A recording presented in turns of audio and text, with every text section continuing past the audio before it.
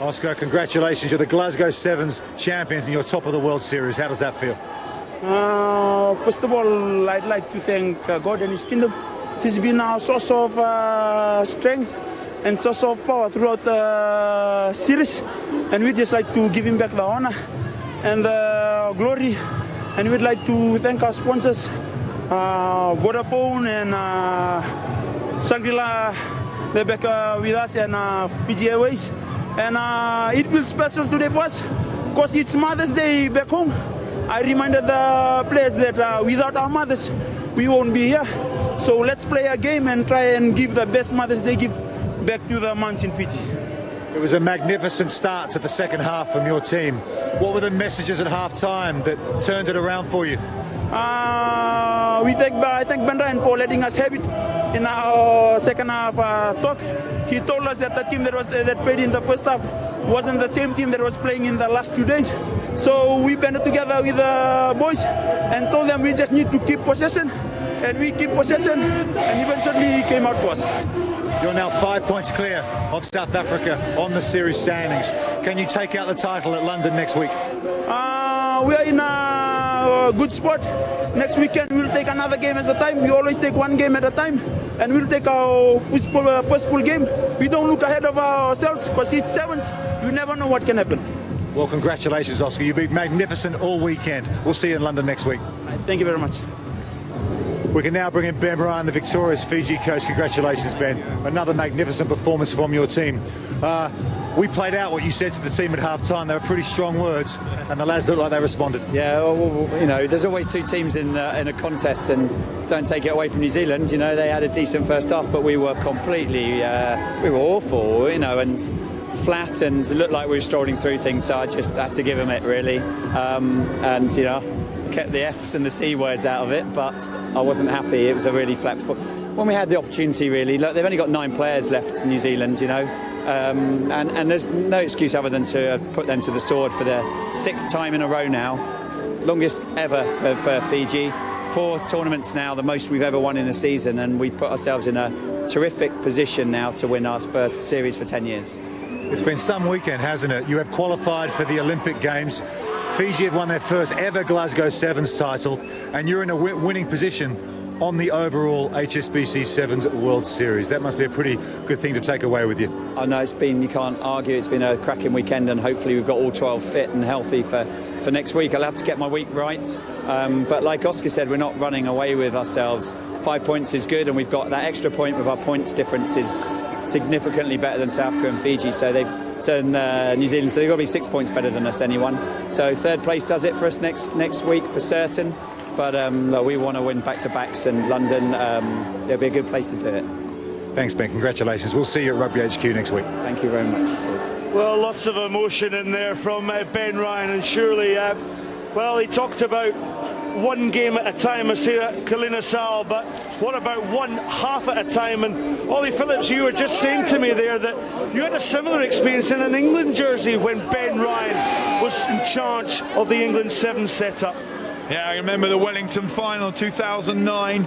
He read the riot act to us. We were 17-0 down, and he delivered a passionate speech which was so out of character for him it shocked us. And we went on to win that 19-17 on the hooter, and you know what that did there, just awakened that Fiji side. He said at half-time, it's an embarrassment how we're playing. Well, there was nothing embarrassing about that second half display. They were dominant. They were the Fiji side we've seen over these 2 days. Outstanding and fully merited this title. Well, Rupert Coxon-Smith, Sir Gordon Titchens, the New Zealand coach. Gordon, you've had some big injury problems at this tournament. Is that what cost you in the cup final?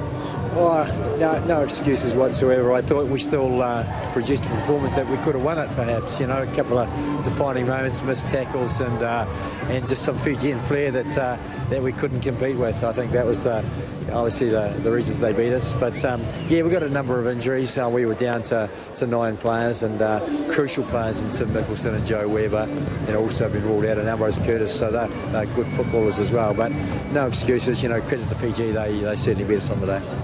You say no excuses, couple of decisions in that first half down on their line. Do you feel that you didn't get the rub of the green a couple of times? Yeah, I'm yet to look at the tape and find why we got penalised. You know, we put a bit of pressure on early from a turnover and we conceded penalties there, so I need to look at that. But, you know, when you get pinged in this game, you get punished sometimes, especially against a team like Fiji. But, you know, we bounced back to lead at half-time, which was really pleasing, and probably unlucky not to get a couple of others as well. But, you know, in the second half, we tried to pin them down here. They got out, you know, with those missed tackles, and they scored a couple of wonderful tries, which probably was the winning of the game. You've had a stranglehold on this series for so many years. You're in third place going into the final event in London. Can you reel them in, South Africa and Fiji? Yeah, I mean, we're in with a chance, you know, and, you know, I think we're probably 7 or 8 behind Fiji, but anything can happen, as we've seen right throughout the year. And South Africa's still there. They're a couple of points shy of Fiji as well, and we're just a couple behind them. So, mate, it's going to be really tough, and looking forward to the tournament in London. And, I mean, at least we're in with a chance, and I think our goal is to qualify for the Olympics. We've certainly done that. We're pleased about that, and now it's kicking on to try and win the World Series. Well, commiserations for the result here in the Cup final, but you've been great all weekend. We'll see you in London next week. Cheers, guys. Thank you. Well, 4 times New Zealand have ended up with a loser's medal. They won their own tournament in Wellington. They are a model of consistency. Their skill set is excellent. They must be very proud, Carl Tanana, of the performance this weekend. And as you say, they're still in with a chance next week at Twickenham to win an unprecedented 12th series title. Oh, most definitely. That's all you can do as a football player. Give yourself an opportunity. No doubt it's not over till it's over. I remember winning a series on the second to last game on day 2. So they're there or thereabouts, but it's going to be a tough one. They're going to have to win it, no doubt about that. But in the end, Fiji, well, they deserved this. They were very good all weekend long, but there's a changing of the guard somewhat in this New Zealand team. A lot of young players being introduced just before this Olympics. Well, Fiji and Pio Tuai will lead the team onto the podium. Ian Rankin, the president of the Scottish Rugby Union, and receiving the winner's medal.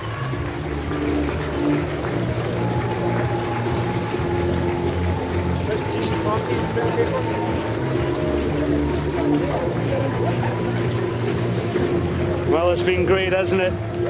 Well, Glasgow will have a record of, they've had a record 20 broadcasters taking live or delayed live coverage, reaching 301 million homes in 145 countries. We hope wherever you have been, you've enjoyed the final Glasgow Sevens. Sad to say, the tournament will be leaving Glasgow, but the winners will take back happy memories as we'll see Kolinisau will lift the trophy here at the Glasgow Emirates Airlines Sevens.